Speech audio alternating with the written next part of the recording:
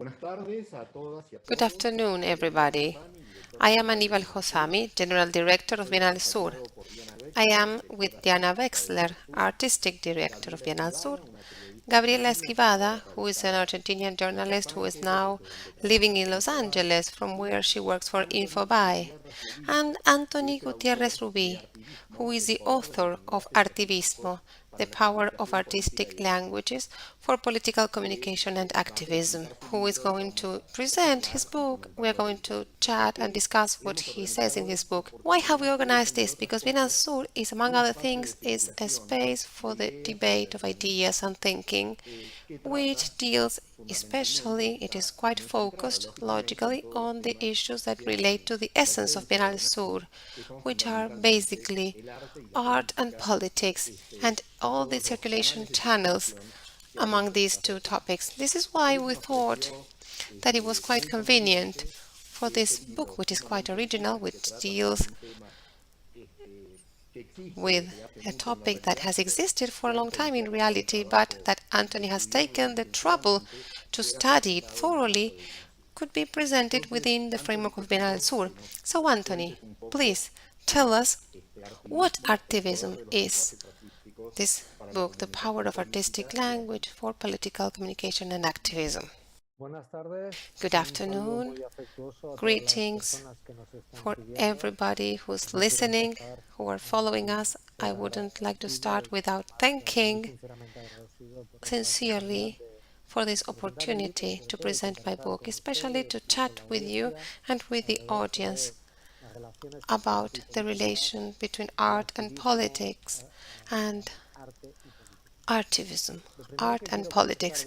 First, I would like to confess about this book, if you allow me, that there is something that is very personal to me. I started by being a graphic designer. Before I started my communication agency, I always have this important memory, very intimate and quite stimulating, of this long decade where I dedicated my energy and my skills to graphic design. From that era, I have kept an interest and a curiosity for all those artistic expressions or artistic languages that have this ability to synthesize and to condensate and represent and express with a great economy of resources an idea, a feeling, and a political proposal. In fact, this is why my agency, which is not working on design but on communication, is called Ideagrama, which in fact, in some way, was a kind of acknowledgement to those graphics. As you know, ideogram are those strokes that refer to an alphabetic expression. Beyond this biographic approach, which I needed to confess to my readers and to our followers, what does the book pretend? It pretends or expects to do an X-ray of the languages and the artistic expressions for political action. It doesn't go into the debate of what is political art. I don't think I am capable of going into deep reflections on this debate about political art. But I consider myself to be in condition to contribute some tools and itineraries of resources and experiences collected throughout the world on how artivism, how committed citizens, and how the new expressions of protest and political activism use artistic languages for communication efficacy. Although this book doesn't have images, it is accompanied by resources. It has a web page and a photo repository where all artivist actions are commented. The book is inspired by, in this repository, in this toolbox, it is inspired by two hypotheses of work that I would like to comment with you, to see what you think and to hear your points of view. First of all, the degradation of the citizens' confidence in politics is related with a degradation of political language since 2008 onwards throughout the world. With the financial crisis of 2008, throughout the world, the confidence of citizens in democracy, in politics, in political movements and organizations has fallen. This is a sustained growth throughout the countries, even though there have been changes in political governments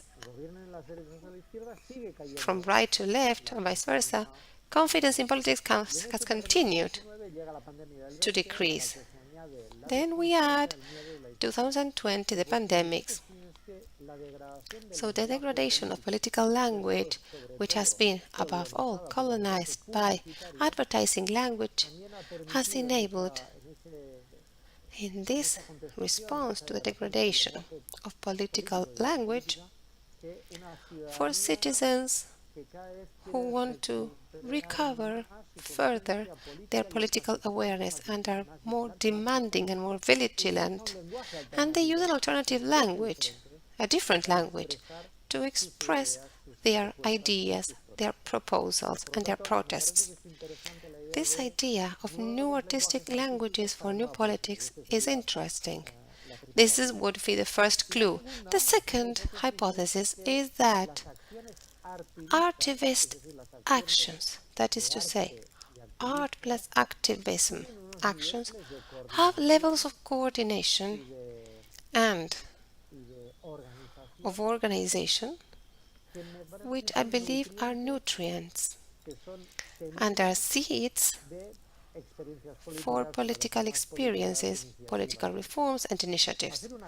Doing an artivist action, for example, Las Tesis in Chile or any of the others we can comment, require levels of extraordinary organization, horizontal organization, which enable great group creativity where each person is in charge of a community thing, where the part of the whole and together, but at the same time each part is individualized. It's not a follow me, just follow a political motto, somebody that comes out with a placard, but a way of occupying the public space where the street becomes a canvas, the public square becomes a white page, a blank page, where the public space becomes the stage, the plateau for this dissident expression of political activism that goes throughout the world in the form of frustration but also demands from politics.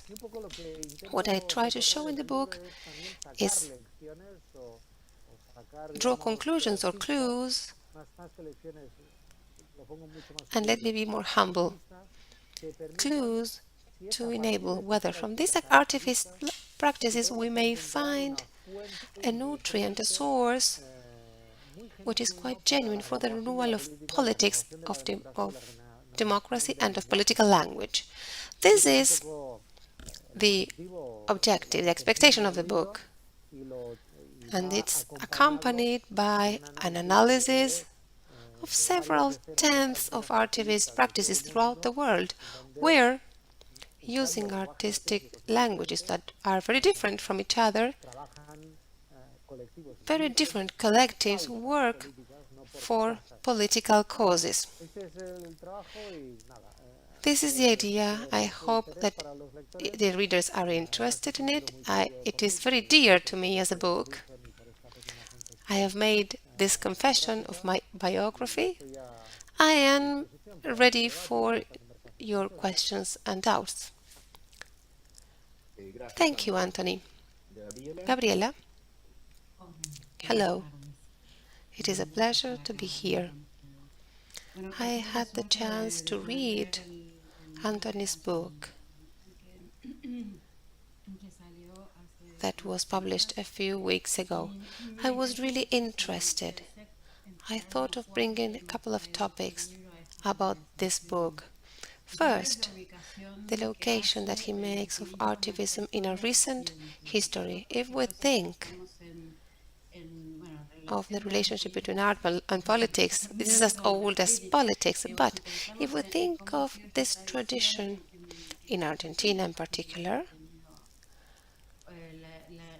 where the relationship has had a huge weight, what Antoni is stating is quite different. We are not talking about works such as the Leon Ferrari's Crucified Christ on the American plane, which he did during the Vietnam War, or Carlos Alonso's works.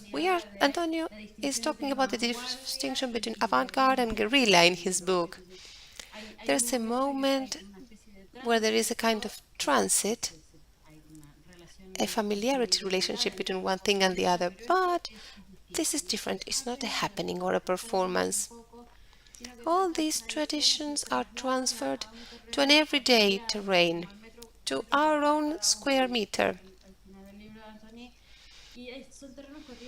It is the epitome of public space, the street and the social media. This is quite interesting. In the prologue, Julia Ramirez Blanco, and I'm going to quote her, says that there is an explanation to how we have moved from that avant-garde to this guerrilla. Something happened in the middle. For the first time in history, an international coordination of distant heterogeneity with the recent synchronization of mobilizations gave place to what is called the anti-globalization movement.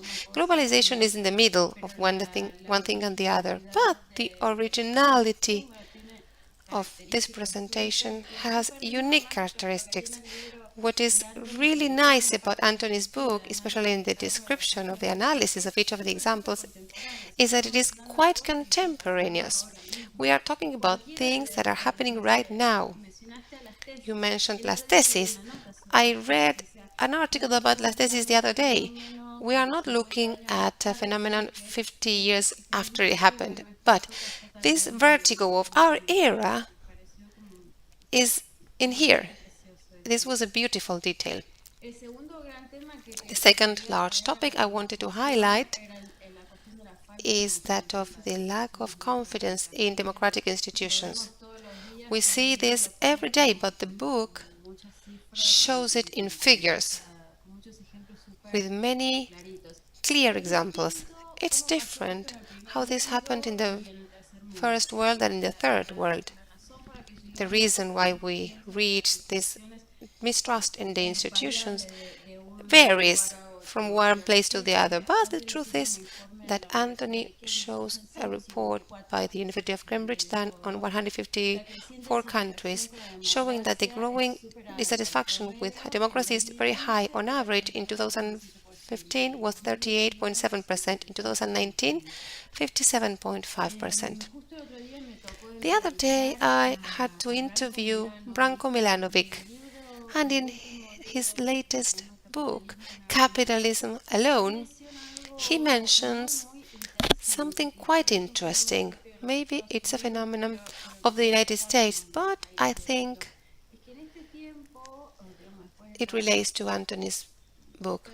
In these times, after 1989 onwards, a class has been consolidated and self-perpetuated and leaving everybody else out. It's not a phenomenon of the 10% richest. We are talking about a bigger group. They have high income. They marry each other because they go to the same expensive universities. Their children go to the same universities, so they guarantee the next generation of control. They finance the political system. So all the others are left literally out if we think of how the income has evolved. The income in this segment, let's call them the CEOs, these are figures of the last 40 years. Their income has increased 1,167%, while that of workers, the average people, rose only 13%. So, either because we come from countries that have had dictatorships or ruptures in the systems, or because of these specificities of how capitalism evolved after the fall of the Eastern Bloc, there is a mistrust in democratic institutions. The book considers this as one essential point of the uneasiness of the democratic system. This book has a large variety, goes from the very organized aspect, from the commercial aspect, all within respect. I was thinking, I have this cap of Donald Trump's campaign for 2016 where he had this Make America Brave Again. There's these guys who have a small shop in San Francisco and they made these caps that say Make America Mexico Again. 2 months later, all this was being plagiarized all over the world. And last year, where the campaign for re-election occurred, which was after the murder of George Floyd and the great demonstrations for the Black Lives Matter movement, a newer version of this black was made, which read, Make Racism Wrong Again. So this thing started with a group of artists from San Francisco. All over, all of a sudden, it became a commercial phenomenon.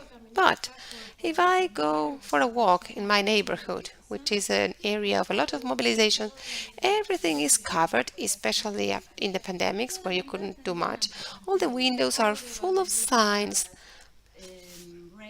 the rainbow flags, and a lot of Black Lives Matter signs. So there's the example that he makes in the book of how the protest started in Chile in October 2017. We are talking about a meme. We are not talking about great meetings where we started making decisions within 3 months, but some kids from the National Institute issued a meme and it became a snowball and it reached this quote. It's not 30 pesos, but it's 30 years. This acquires a great historic density. I like this domino effect that is so weird about artivism because of the variety of resources that can range from the artisanal to articulating a huge organization to bringing professional artists such as the ballerina, where there's a beautiful picture of a ballerina from the National Ballet with the Chilean flag. At the same time, it may end with this balloon of the baby Trump, which is sold on eBay. It is a work of art that can be shown in a museum in London. So there's more local and varied events. You cannot get any further. So, and the final item that I wanted to mention is that the book brings some hope as to the possibility of falling in love again with politics because of different reasons that go from the intimate and generational reasons, from the evolution of IT. Some vacuum has emerged in communication. I don't know if it's vacuum, but it's filled with gaps like a Gruyere cheese, and many of us fell in those holes. My generation, who grew in the dictatorship in Argentina, we had a lot of involvement during Alfonsin's time, and then we were traumatized by the rise of neoliberalism in the 90s. Many of us, after that, said, okay, I don't care anymore. Let the new generation come. I've done my share. Then artivism shows this into my face as something that is within my reach. It's not an epic thing that I need to go into. I don't need to create a new movement or engage ideals so as to have resources, to have advertising power. It's a language that can redress the relationship between politics and citizenship, which removes all the proselytism issue. If we think how we conceive the speeches made by the politicians, we listen to them with some indifference, some tiredness. This is something completely different. I can post my handmade sign, and by doing that, I may join a movement. Even during the pandemic, I couldn't go to a demonstration against violence by police against the African Americans. I could just place my BLM sign, and this was recognized by everybody else. And I felt that I was participating by using a hashtag with these letters. So technology has the ability to reconnect and establish social and relational connections with values and ideas. This particularity enables us to look at politics, as you said, as something more horizontal. It enables us to unite with problems that are not only our own, that happen somewhere else. For example, the issue of feminism, inequality, climate change, to reopen a path for organization so as to become passionate about politics again. I remember that for the interview I made to Antoni during the book, I asked, can this help become in love again with politics? Yes, definitely. This language goes above the mistrust and the criticism, everything that we may have accumulated throughout these decades of wearing, and it goes through another path, and it's quite close. These were the ideas I wanted to bring. Thank you, Gabriela. Diana, in this interplay that we establish, I am going to stand as the devil zone so as to generate some provocation, so as to make Antoni and of course Gabriela develop further their ideas. In this position where I stand, I cannot help but, as Antoni was saying, I acknowledge my origin as graphic designer, and concretely as somebody who comes from communication. I acknowledge my origin as a historian of art, devoted to visual studies, to thinking of images, and as somebody who has worked for a long time on the tensions between art and politics in a very specific period for these tensions, as is the one of the Anti-Fascist International. So, this international anti-fascist aspect we could find in this historic branch some analogies in these internationalist processes that tended to unify the intellectuals and artists of the 30s around a series of ideas. I see a beautiful cat behind your screen. These are part of this new scenes, and this is part what I'm going to say now.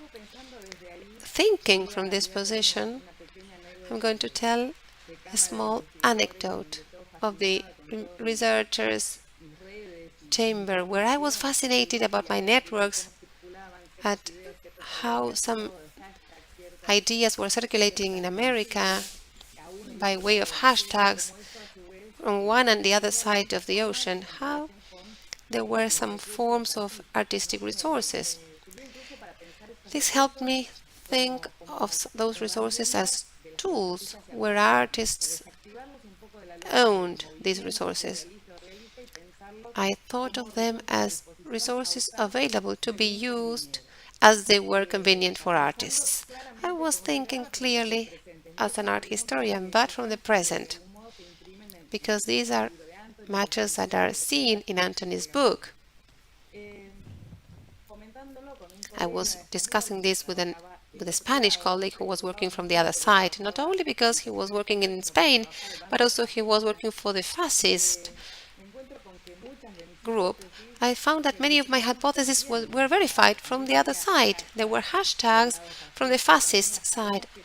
The right had its mottos and its forms of appropriation of images and modes of intervention. So part of my work suffered a shake, but it was enriched with being able to think how there were significant traits that distinguished this artivism, to speak in your terms, Antoni, from disengaged in political processes, how it differed from the right, so to speak. So this historical reference that I kept thinking when I was reading your work, together with other references, such as the way in which social collectives and the society appropriated figures such as the silhouettazo or the silhouette action. If these tools that are stated in your book, aren't they a set that acknowledges a series of practices and contemporary actions, but due to the condition in which these actions occur, in great extent they are organized globally and horizontally, where the body is in many cases absent or only present in specific situations. To what extent this is not showing us a form of, in one side, becoming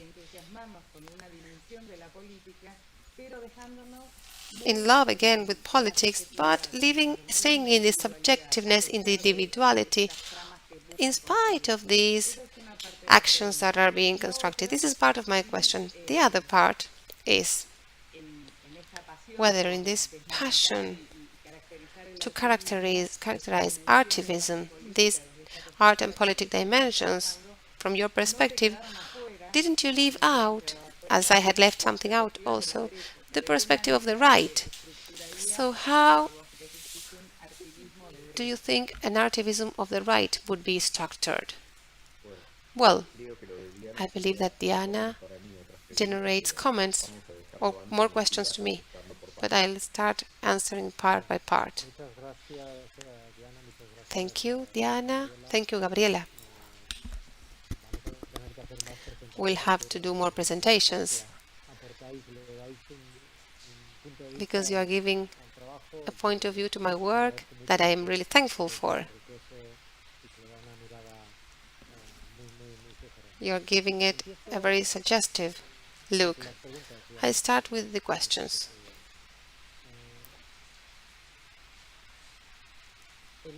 The book explores the idea of the loss of protagonism of structural leaderships, also that of artists, in the same way as we believe we can do politics without political parties. We can use information without media and without journalists. In the same manner, we may discover and explore and use artistic languages without artists and without museums. I'm not saying that this is better, just that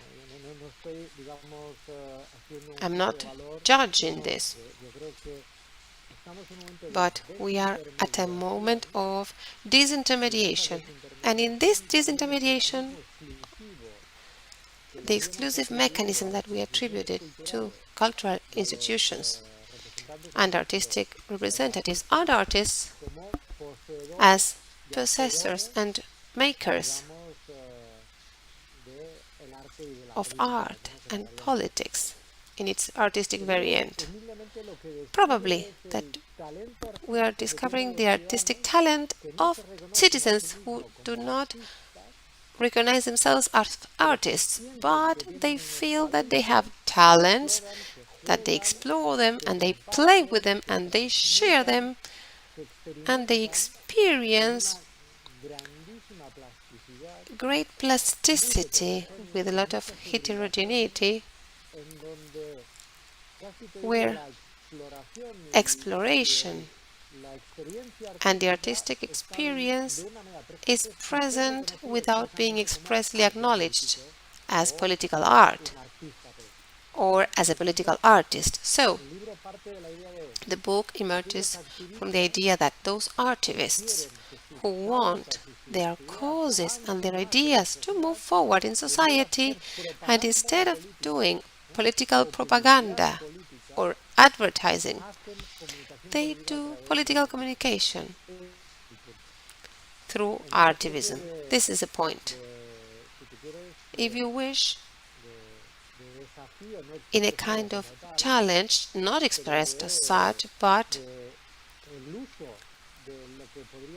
as the use of what we could call artistic talent and the keys or the secrets of artists to do political artivism. That idea of having many citizens feel that they have natural talents and that they can express themselves thanks to a technology that empowers and that enables on-off transitions, that enables also a huge transmedia creativity, and it enables a large amount of play of testimonies and crossings of ideas and debridements where the political ideas flow. This is what I found interesting of my work, what I attempted to do with my work. This leads me to the second question. What we are living now, this interconnectivity, may bring about narcissism and individualism. But what I analyze and what I discover and present in the book are experiences of new communitarianism, where action and political cause, commented and shared with artistic resources, construct communities of interest, of practice, of motivations, and communities of dreams and ambitions that are political, which make you be part of something in an environment that fosters individualism and narcissism and isolation. What we see is this: how many of these practices create profound liaisons of locality, global and local, which are very interesting. So the truth is that the absence of artistic and political ambition may imply that there is a sum of individualities. But what I found relevant and what I try to show in the book is that this is not so much the case. What we see is new politicizations that do not obey to having all the answers, but to asking many questions. Politicization, characterized by ideological proposals that had answers to everything and became a mass. Artivist practices become intelligent crowds who share. I don't know if we are in a kind of seeds for initiatives, political initiatives, but I believe that this is quite suggesting for those who want to see through the artivist practices new political experiences. Just a comment to Gabriela's statement. I liked your mention very much. This idea of avant-garde to guerrilla.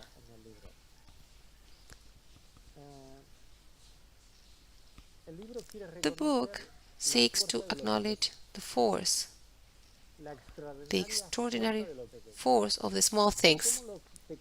How small things connected have this ability to synthesize, to raise awareness, and to become a powerful collective energy. So, the book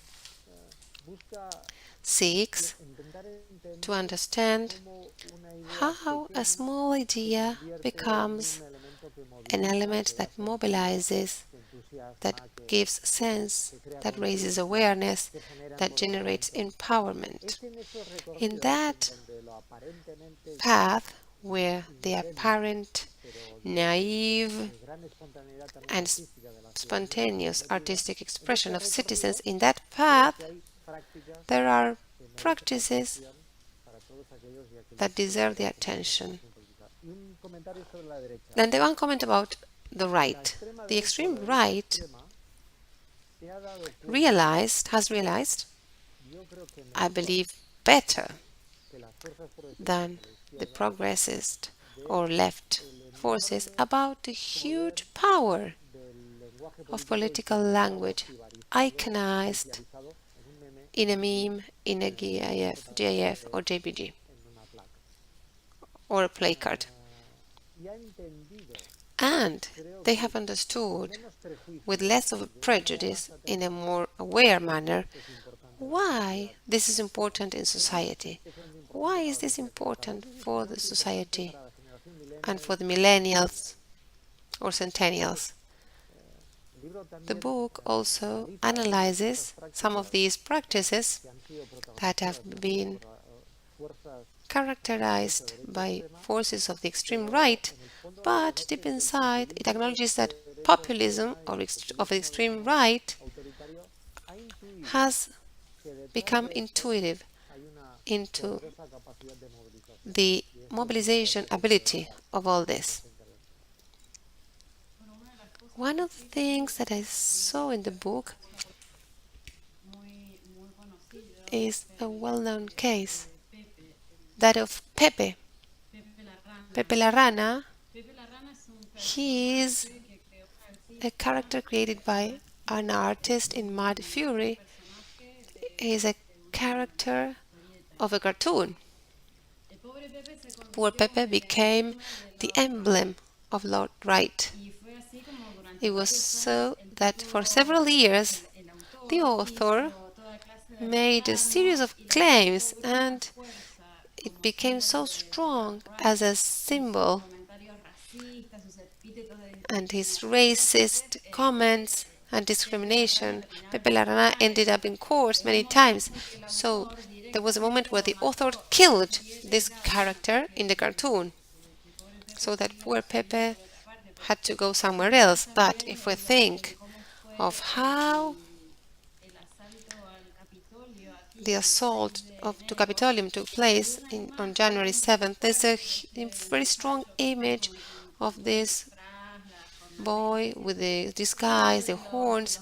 One of the memes that circulated most was this picture with the writing of a brand, Gucci, as if it was part of the Gucci campaign, because it was quite clear about the use of image, the use of the web. Everybody laughed here, but there is no innocence in the way they arrived disguised in there. So the case of Pepe is exactly as you were saying.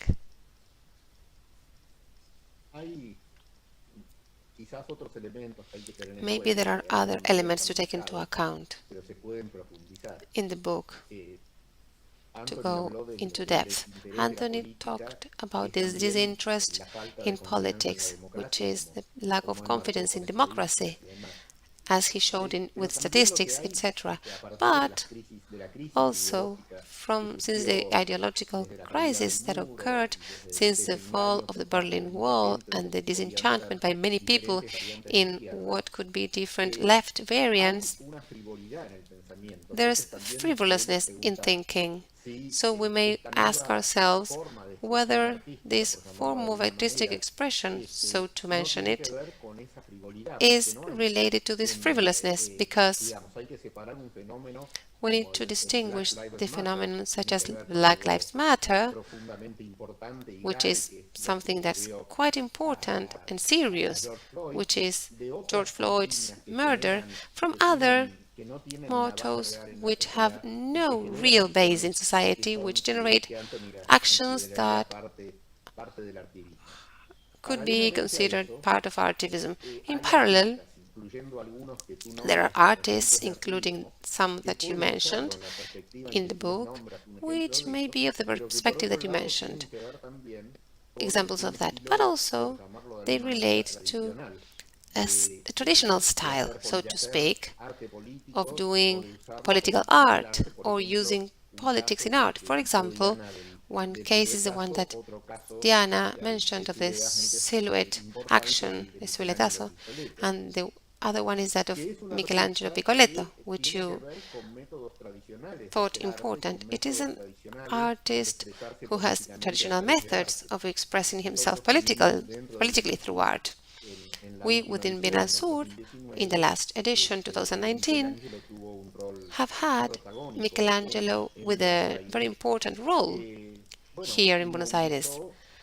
And he mobilized hundreds of people, hundreds of youth and children, following something that is more related to traditional schemes, as Diana mentioned, of what happened a century ago, rather than what you are stating. So, it looks like it's necessary to distinguish between the positive and negative aspects of each thing, because not all the examples may have the same meaning. But it is true that what we shouldn't forget is that all this is that we are discussing because there is lack of confidence in democracy and lack of confidence in ideologies, because of the phenomena that have taken place of corruption and despise for social values have caused many people to be quite disappointed. So this causes them to express themselves in that matter, in that way. So if I had to draw a conclusion of what I said, is that it's important to highlight that not everything is so absolute. You are absolutely right. Anyway, I believe that giving up clarifying what is one thing and what is the other, and dictating, at least I don't dare doing it. What is political art and political artivism? I give up. I avoid this clarifying effort. I'm not doing it because out of comfort, but because something that I find interesting. I'm interested rather in hybrid things, those things that are not exactly classifiable, such as the borders, margins. What do you find in the edges of disciplines? In those points of contact, those hybrid areas, those transitions that make us feel uncomfortable because we cannot classify them, this is where I find a transforming energy and creative energy, both for arts and for politics. That's one first doubt. A second one, you talked about frivolousness. I believe that frivolousness may be revolutionary and transformative. In fact, I believe that mocking is a challenge of the political sectors to the powers. So, behind making fun of and mocking, behind all that, there is a huge cut that is playful and festive and even totally overflowing with energy, which requires a transformational feast that enables saying very strong things and very convincing things from a scene where artistic languages that are the most popular ones, where they have total identification. I like to say, more in the political communication consultancy area, there is a phrase that is provocative, but I believe in it, is that the sad don't win elections. We've been unlucky to have many sad people win elections, and they've made us really sad. What I mean by this expression is that I bring out the insolence of frivolousness, and I acknowledge it as a bearer of democratic energy, revolutionary energy, and alternative energy. I believe that behind that festiveness and behind that playful chorality, there are clues that are very interesting and very profound to rethink the fact, to rethink political communication, but also to rethink political acts, politics, and the role we want politics to have. So, I believe there is something interesting here that I defend, not to add frivolousness to the frivolousness, but to look at that frivolous audacity with an accomplice smile, so as to see what is it, a powerful energy to face the powerful in a practical manner that can be quite far away from the discipline of traditional politics, with a mobilizing ability that is quite strong.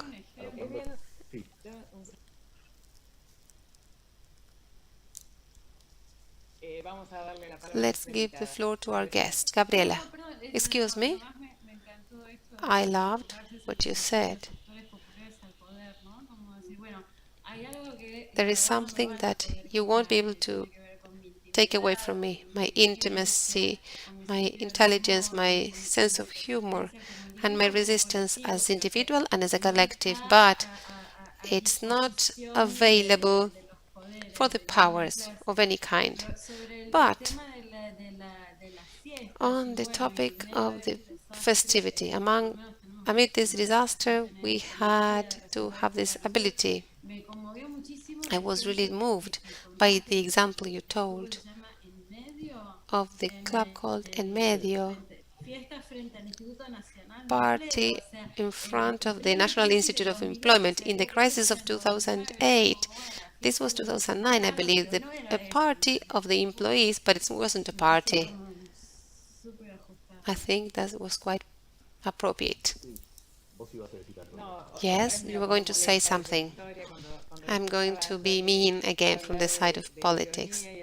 When Antoni was talking about irony and the parties, I couldn't help but remembering Bakhtin and the role he allocates to Carnival, the symbolic inversion and sociological inversion, where for a very short period of time, which was the moment of Carnival in the Middle Age, the poor became rich, the rich became a beggar. So we disguised as the other, we stood in the shoes of the other for a while, we played in this manner, but surprise, everybody came back to their same role.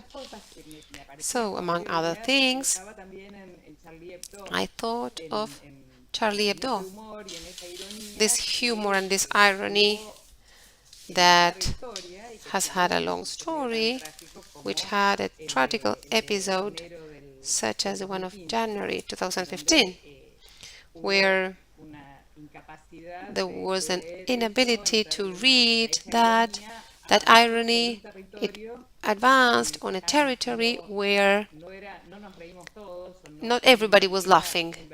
So that inversion wasn't working and it found its limit.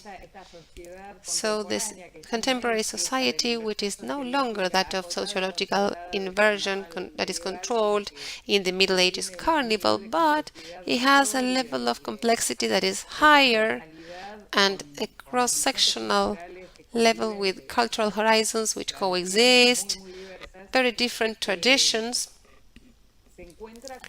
which come across situations of control, sometimes from institutions, sometimes from the state, and other times from parallel groups or communities or sectors that bring about tension.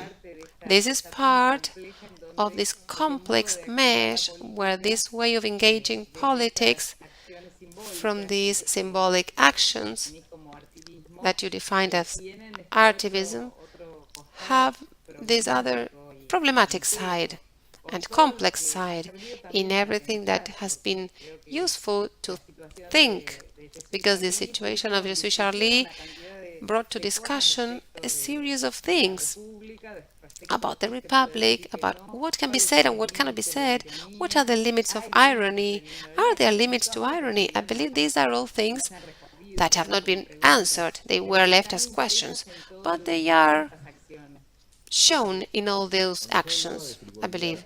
When I talked about frivolousness, I believe Antoni thought of the frivolousness of the forms. I wasn't referring to that, because the forms may be diverse, and we may go back to the example of Gabriela, the demonstration in front of the employment office by the unemployed.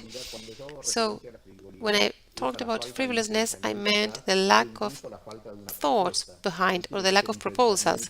It doesn't need to be an elaborate thought, such as the ones we had when we were demonstrating in one or the other sector. There is no proposals. So I believe that frivolousness of the forms encourages frivolousness in the lack of content, which relates to what we said before. What is the current social situation? Evidently, we could stay long and long talking about this, but we are trying to have our guests speak. Gabriela?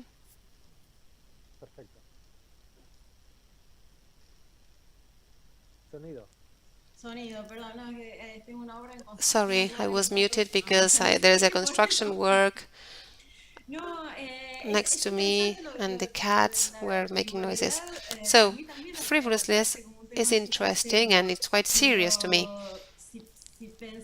If we think of all the distillate that is brought about by a hashtag, all the work that is required, maybe in the people from your generation or mine, the way of thinking was from another space. First of all, we got together, we read together, we studied, we underlined, we highlighted, and I find thinking behind this, or I want to find it, because not all hashtags are efficient, for example.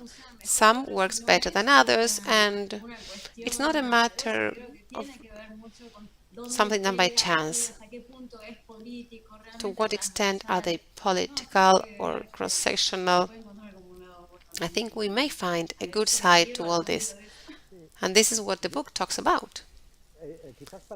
Maybe to round off and then conclude,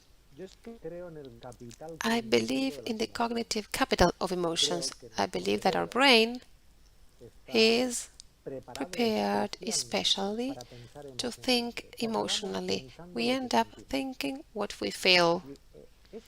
In this regard, I believe that artistic languages have an ability as no other language to make us feel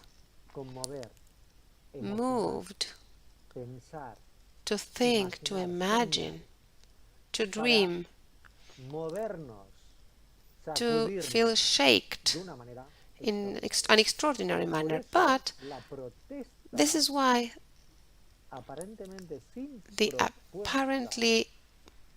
the protest without a proposal apparently is in itself a political proposal.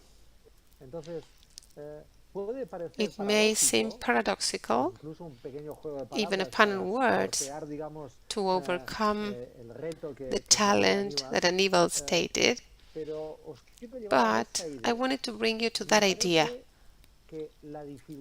I believe that the very serious challenges that humankind is facing now, especially in Latin America, the seriousness of the problems, we will be able to face them if we attain irreversible majorities in favor of changes. To get those irreversible majorities in favor of change, we need to move more. That protest and those languages that have this emotional cognitive capital, that are raw material and cognitive capital per se, which are the ones that we think with. This first space, I believe, has a political potential which from politics we need to acknowledge, we need to learn, we need to understand, and we need to encourage. This is why it's true, many things are frivolous because they seem to be shallow, but they have an ability to mobilize, to raise awareness, to move, which enables us to generate irreversible majorities. Many people feeling many similar things, ready to go to the street and to go from a meme, such as it's not 30 pesos but 30 years, and generate no more and no less than in one single year, as happened in Chile, a new constitution as a blank page, or a great agreement on constitutional reform. So those protests that may seem to be just the epidermis are maybe the tip of an iceberg, where what we see is just a very little part of what is the iceberg. Let's look at it as an iceberg, not as a small part. Thank you so much, Antoni. Thank you so much, Gabriela. Thank you, Diana. I believe we've done a first approach to a topic that's in discussion, which is related to many other things. It's going to call for another encounter. So thank you all very much. Thank you. Bye. Thank you, Antoni. So we are closing and we'll continue to think together. Thank you. Greetings.